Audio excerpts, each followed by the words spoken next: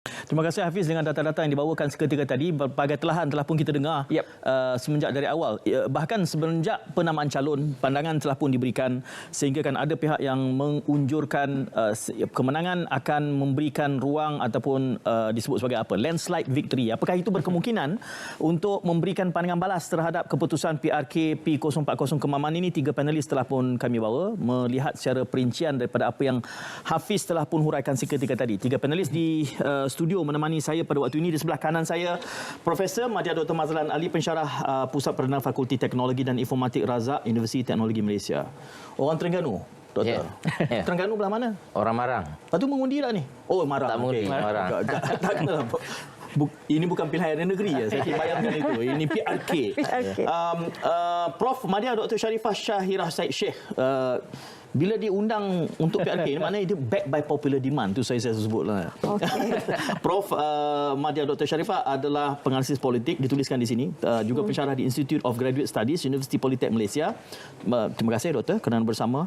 Dan juga back by popular demand juga. Dr. Madi Hassan, pengurusi Madani Research Center. Assalamualaikum, selamat datang. Assalamualaikum, terima kasih. Saya nak lambung ke istilah dia. Soalan, kita bersetuju, kita tanya orang Terengganu dulu lah. Apa pentingnya PRK Kemaman ini dari kacamata sebagai anak Terengganu dan penganalisis politik?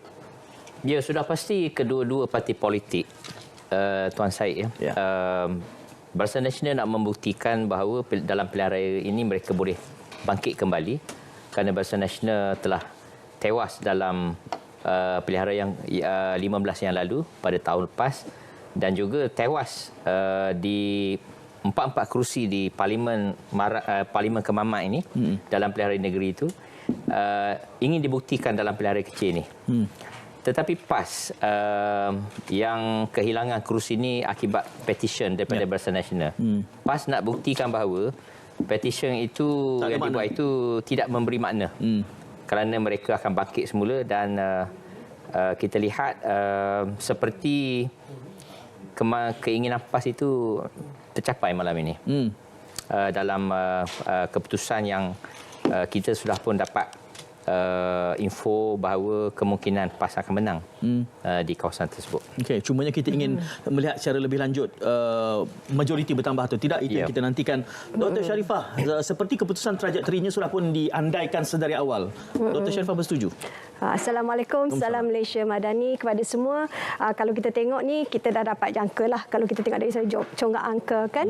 Dan kalau kita ada yang mempertikaikan tentang petition dan sebagainya, dan juga mempertikaikan keputusan mahkamah dan sebagainya. Tapi kalau kita tengok sejarah petition tu, memang ada banyak petition yang telah dibuat selepas PRU ke-15 ya. Dan ini adalah salah satu selain daripada Kuala Terengganu yang diterima dan yang lainnya telah dibatalkan petitionnya. Jadi kalau kita ikut dari segi itu, ini mungkinlah ya, mungkin ada orang kata pembaziran dan sebagainya, tetapi kalau kita tengok dari sudut pandang demokrasinya ya, untuk memastikan ianya telus ya, dan juga ianya semua pihak berpuas hati, maka kita adakan PRK. Dan kalau kita tengok dalam PRK kali ini, nampaknya bagi saya ianya satu penghormatan besar kepada pengundi Kemaman. Kenapa? Kerana dua orang figura besar yang telah diturunkan, ya, iaitu Menteri Besar Terengganu dan juga seorang Panglima Angkatan Tentera Tan Sri. Dan di sini menunjukkan bahawa dan kedua-duanya dari segi latar belakang, ya, dari segi kalibernya, dari segi pelajarannya, dari segi anak Terengganu-nya, ya. Ada kata nak Kemaman juga, tetapi kali ini nampaknya anak besut dan tapi masih dalam lingkungan itu. Dan inilah demokrasi. Ya, kita hendak kedua-dua pihak ya berpuas hati, dan kita nampak penjuru pun dah tak banyak. Kalau kita tengok PRU ke-14, PRU ke-15 ya, ada 4 penjuru, ada 3 penjuru.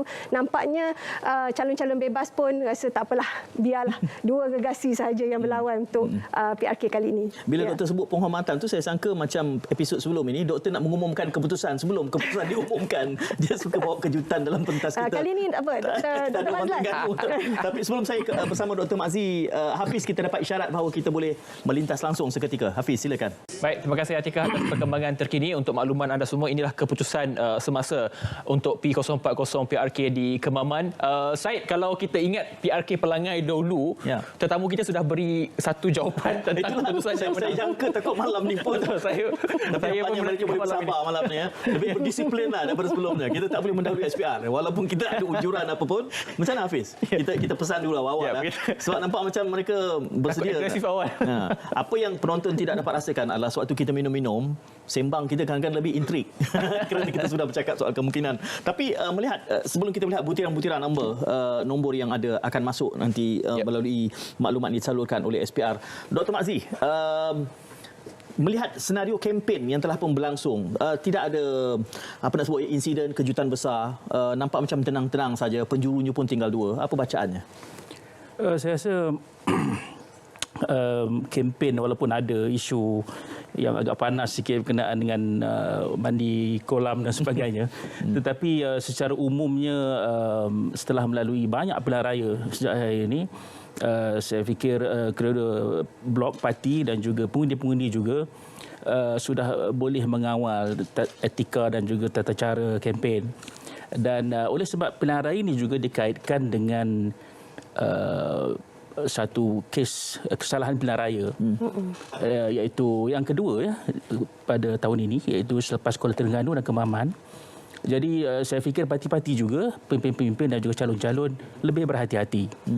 Dan sebenarnya apabila berlaku 2 PRK disebabkan oleh petisyen pilihan raya, bagi saya itu satu perkara yang baik.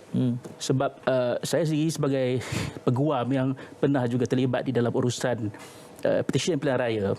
Kalau dulu di kalangan peguam-peguam kita menganggap nak menang petisyen pilihan raya ni susah, lebih susah daripada nak buat roket, daripada nak buat roket ke bulan. Jadi jarang-jarang sekali sangat. Tetapi kali ini nampaknya mahkamah lebih tegas dari segi menjaga tata etika dan juga peraturan di dalam Akta Kesalahan Pilihan Raya, dan ianya menyebabkan parti-parti dan juga ahli politik bertanding lebih berhati-hati dalam menjaga etika dan menghormati undang-undang pilihan raya. Jadi itu satu perkembangan yang baik, dan kita harapkan kalau dulu-dulu agak berleluasa lah, tapi kadang-kadang kita pejamkan mata di dalam kempen pilihan raya. Kali ini dari segi menjaga perbuatan membeli undi dan sebagainya itu lebih terkawal ataupun lebih mengikut undang-undang. Ya, itu sendiri satu saya anggap sebagai suruhan yang penting. Mungkin kita akan dalam kesempatan masa ini kita akan perdalamkan lagi. Dr. Sharifah tadi menyebut, Dr. Mazlan, tentang dianggap sebagai penghormatan kerana 2 nama ni besar. Kalau belah PAS, mengapa penting untuk mereka menang, dan kepada BN, mengapa mereka juga merasakan penting untuk menang? Bacaan Dr. Mazlan. Ya, ini 2 figura yang bertaraf heavyweight. Apabila Barisan Nasional mengumumkan bekas Panglima Angkatan Tentera sebagai calonnya, itu nampak menggegarkan juga. Banyak pemerhati menyatakan ini satu fenomena baru. UMNO Terengganu meletakkan bukan ahli politik, tapi seorang figura yang cukup hebat di peringkat perkhidmatannya. Dan semasa penamaan calon itu, Dr. Sam, Menteri Besar sendiri menjadi calon. Jadi ini seorang calon yang sudah 2 penggal. Sebenarnya mentadbir negeri Terengganu, membawa PAS menang 2 pilihan raya berturut-turut. Sudah pastilah tidak perlu diperkenalkan lagi. Rakyat Terengganu khusus di Kemaman memang meletakkan sesuatu yang tinggi ke atas Menteri Besar ini. Jadi 2 figura ini sebenarnya seperti yang Prof. Sharifah sebut tadi, satu penghormatan kepada orang Kemaman. Orang Kemaman kena bangga dan kena ingat bahawa nostalgia pilihan raya pada hari ini adalah sesuatu yang jarang berlaku dengan 2 figura yang pada saya sangat luar biasa dalam karier masing-masing. Hakikatnya nama besar ini, walaupun pihak Barisan Nasional meletakkan tokoh yang bawa wibawa yang tersendiri, melihat kepada trajektori dan juga keputusan PRU yang lalu di peringkat DUN juga, ia satu beban yang besar untuk membawa kemenangan sebagai orang yang menganggap menentang Menteri Besar sendiri, Dr. Sharifah. Sudah tentu ianya satu yang beban yang besar lah. Ya, tetapi itulah satunya dengan ada nama Tan Sri telah dicalonkan, ya tidak ditukar calon. Ya, kalau kita tengok ke Kuala Terengganu tidak tukar. Ya, tapi bila kita tengok di sini ditukar. Ya, itu menunjukkan bahawa ada impaknya di situ dan sudah tentu di dalam, kalau kita tengok sejarah Kemaman ni, ya sebenarnya dulu didominasi oleh Barisan Nasional UMNO, ya, tetapi selepas kemalut pada 2000, kalau tak salah saya 2014, ya, kemalut politik Terengganu, sehingga kini selepas itu 2018 ya, telah dikuasai dan didominasi oleh PAS. Jadi penduduk di Kemaman ni kita kadang-kadang kita tak dapat nak jangka, kerana kita nampak bahawa mereka lebih kepada ke arah bukan kepatian tetapi lebih kepada yang mereka suka. Ya, dan sudah tentu kalau kita tengok kempen-kempen di sebelah UMNO, ya, lebih kepada mungkin akan ada tanggungjawab penting sekiranya diletakkan seorang ahli parlimen Barisan Nasional untuk check and balance. Dan juga begitu juga promosi di pihak PAS juga mengatakan bahawa akan ada satu perkara yang contohnya seperti Perdana Menteri, bakal calon. Ya, ini adalah satu sukar kalau kita tengok betul-betul lah dari segi kerusi itu. Tetapi ini telah dilakukan oleh PN, ya. Contohnya di dalam PRN Melaka, Ketua Menteri Wanita yang pertama, lepas tu di PRN Penang, Khalid Mehtab sekiranya menang, ya. So itu yang dijanji-janjikan. Ini adalah satu perkara yang diletakkan orang muda, diletakkan wanita dan sebagainya. Tapi itu adalah salah satu strategi dan juga taktik, dan ianya satu yang perkara yang menarik. Saya nak bawa hujah Dr. Sharifah itu. Satu pihak mengatakan bahawa supaya ada semak dan imbang. Dan saya lihat juga PMX menyatakan bahawa kalau menang Tan Sri Effendi bererti akan diberikan satu tanggungjawab besar melihat kepada realiti pukul borong PAS di Terengganu itu. Di pihak yang sana pula kata kalau menang PAS Datuk Seri Samsuri, maka mereka sudah pun ada calon untuk diletakkan sebagai Perdana Menteri. Saya nak dengar Dr. Mazzi melihat hujah kedua-dua belahan ini. Pertama kita lihat dari segi semak dan imbang. Saya rasa hujah itu lebih boleh diterima, acceptable, sebab hakikatnya tidak bagus dalam mana-mana negara ataupun negeri zero opposition, tidak ada pembangkang. Itu satu perkara yang amat-amat perlu dielakkan. Jadi kita tidak mahu satu suasana ketika dahulu hegemoni Barisan Nasional, ya, yang mana mereka boleh berfikir, mereka boleh buat apa saja tanpa ada sebarang semakan, tanpa sebarang cabaran terhadap hegemoni politik. Jadi oleh sebab itu, untuk kesihatan demokrasi dan juga untuk tata kelola dan juga pembangunan yang lebih baik, perlu ada pembangkang yang sedikit sebanyak, walaupun sekecil mana pun, boleh memberikan balancing kepada pihak kerajaan, semak dan imbang. Yang kedua, dari segi hujah di pihak PAS pula, saya rasa itu mungkin untuk masa depan lah akan datang. Ya. Bukan untuk dalam penggal ini. Bukan dalam penggal ini. Sebab kita tahu sekarang ni PMX mempunyai sokongan 154 selepas 5 orang daripada Bersatu menyatakan sokongan. Jadi itu mungkin juga satu bentuk umpan lah, beri harapan pada penyokong-penyokong. Dalam masa yang sama, ia juga mungkin memberi signal bahawa di dalam Perikatan Nasional sendiri, PAS maknanya sudah bersedia untuk berada di depan ya, bukan lagi berbanding penumpang. Sekarang ini meletakkan Bersatu ataupun Presiden Bersatu sebagai di hadapan. Jadi itu adalah satu positioning yang sedang berlaku di dalam Perikatan Nasional. Dr. Mazim setuju dengan positioning itu? Ya, saya kira selepas Dr. Sam diletakkan calon, Kemaman tu nampak sebelum ini nama selepas Tan Sri Muhyiddin adalah Hamzah Zainuddin. Nampak diketengahkan. Dan di dalam Bersatu ada Azmin Ali, ada Dr. Razi Jide, banyak tokoh-tokoh yang berwibawa. Dan orang anggap dalam PAS ni ulama tak berapa sesuai, kemungkinan tiba-tiba muncul Dr. Sam. Jadi nampaknya naratif itu disenangi oleh pengundi-pengundi di Kemaman. Jadi seperti yang Dr. Madi sebut tadi, ia bukan Perdana Menteri pada masa sekarang, tetapi ini adalah projek PRU 16 yang akan datang. 4 tahun daripada sekarang, dan Dr. Sam pun masih muda lagi. Belum pun pertengahan 50-an. Dan saya fikir naratif yang bijak dibawa oleh PAS, Perikatan Nasional, dalam pilihan raya ini kerana mungkin respon kepada perubahan yang tiba-tiba dibawa oleh Barisan Nasional mengetengahkan bukan tokoh politik. Sebelum ini kita tahu di Terengganu ini politik, khususnya politik Barisan Nasional kan selalu adanya cah keting dan sebagainya. Jadi rakyat mungkin mahu sesuatu pembaharuan dan UMNO telah buat. Tetapi saya fikir sebenarnya Terengganu ini gelombang tu masih ada. Jadi pilihan raya kecil ini berlaku dalam suasana gelombang masih ada.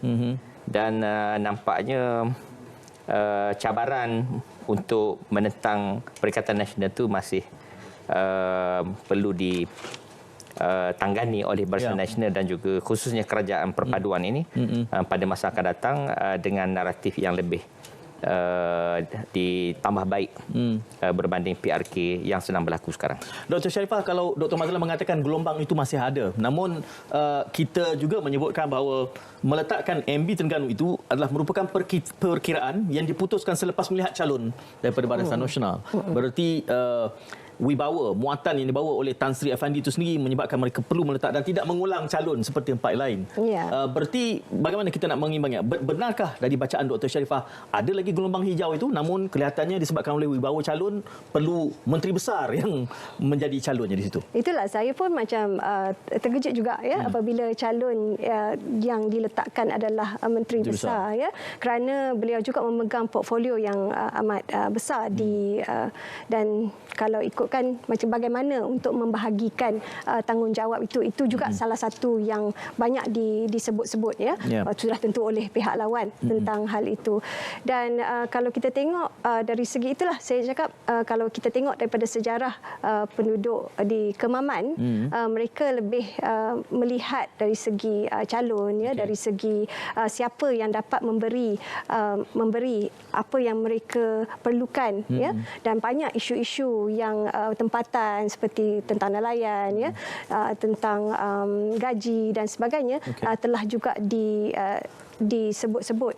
Namun juga ini yang perkara yang saya haraplah kita boleh ubah iaitu dari segi 3R Tadi saya rasa tadi saya dapat baca bahawa telah ada satu yang telah 3R siasatan telah yang dibuka dan ini mungkin kalau kita tengok dari segi duit ni semua dah berhati-hati sangat sampai MB nak announce bonus pun tunggu selepas jadi kita nampak bahawa dari segi itu tata etika itu dah kita sudah semakin berdisiplin tapi dari segi 3R ini kita masih perlu lebih banyak observation dan juga mungkin tindakan-tindakan perlu diambil dengan lebih tegas kerana 3R ini tidak membawa apa-apa yang kebaikan dan juga ianya kita dah ada perpaduan yang kukuh negara yang harmoni jadi apabila kita menggunakan ataupun mengatakan siapa yang lebih Islam, siapa yang kurang Islam, bagi saya itu adalah isu picisan yang tidak perlu dimainkan kerana ia dah telah termaktub di dalam perlembagaan dan sebagainya lebih baiklah kita lihat betul-betul isu yang perlu ditekankan oleh penduduk Kemaman dan saya amat berharaplah penduduk Terengganu untuk lebih terus lebih kepada berperanan sebagai semak dan imbang, kerana nampaknya dominasi itu adalah lebih kepada satu parti, tidak seperti di dalam parlimen. Ya. Ya, doktor menyatakan bahawa kelihatannya disiplin belanja pilihan raya ini lebih tinggi daripada sebelumnya. Itu boleh kita huraikan dan mungkin komen daripada panelis yang lain. Namun masih ada insiden menggunakan pendekatan inti 3R ini dan sudah pun ada kesnya. Sebelum saya bersama dengan Dr. Mazi, Hafiz terlebih dahulu. Ada yang ingin kita kongsikan? Ya, dapatan terkini yang kita boleh kongsikan kepada anda, keputusan-keputusan yang boleh kita bawakan dari semasa ke semasa. Kalau kita boleh saksikan ketika ini di kaca TV anda, P040 Kemaman, Dr. Sam mendahului ketika ini jumlah undi yang diterima 28,112 menghampiri 30,000. Majoriti ataupun melebihi di sini. Ini keputusan awal.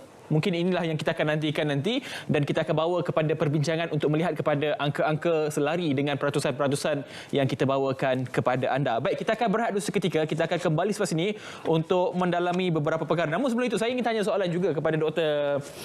Mazlan sebenarnya. Kalau kita melihat kepada laporan media, Dr. Sam mengakhiri kempen debat akhirnya dengan hanya menggunakan pantun. Adakah itu memberi satu gambaran yang jelas bahawa kemenangan besar adalah lebih besar daripada kemenangan sebelum ini, Doktor? Dia confident. Ya. Ya, itu sudah pasti kerana sejak daripada awal lagi kita mendengar bahawa PAS yakin akan menang besar di dalam pilihan raya di Kemaman ini. Mungkin ada analisis yang telah dibuat oleh pihak PAS. Dan kita nampak sepanjang kempen yang berlangsung itu Barisan Nasional nampak lebih berusaha gigih menemui pengundi. Sementara saya lihat biasanya PAS ini jenteranya kuat, jenteranya rajin. Tapi nampaknya di Kemaman ni nampak agak santai. Agak relax. Dengan Menteri Besar sempat lagi berpantung. Jarang tu orang sedang berperang berpantung biasanya dengan aksi-aksi dengan syarahan-syarahan yang membangkitkan semangat. Maksudnya seperti yang saya sebut awal tadi bahawa keyakinan itu berasaskan kepada gelombang yang masih ada. Dan track record PAS dalam dua pilihan raya umum dan satu pilihan raya negeri, 6 negeri baru ini menunjukkan pengaruh PAS sekarang ini berada di kemuncak bukan kerana PAS itu semata-mata, tetapi gelombang hasil daripada gabungan dengan bersatu yang mewujudkan Perikatan Nasional. Maka benarlah kata Presiden Bersatu Tan Sri Muhyiddin bahawa sumbangan PAS kepada Perikatan Nasional itu penting, tetapi lonjakan itu adalah kerana Perikatan Nasional itu sendiri. Baik, terima kasih Dr. Mazlan. Kita akan banyakkan lagi jawapan daripada perbincangan kita pada malam ini. Kita akan berehat seketika. Kembali selepas ini, jangan ke mana-mana.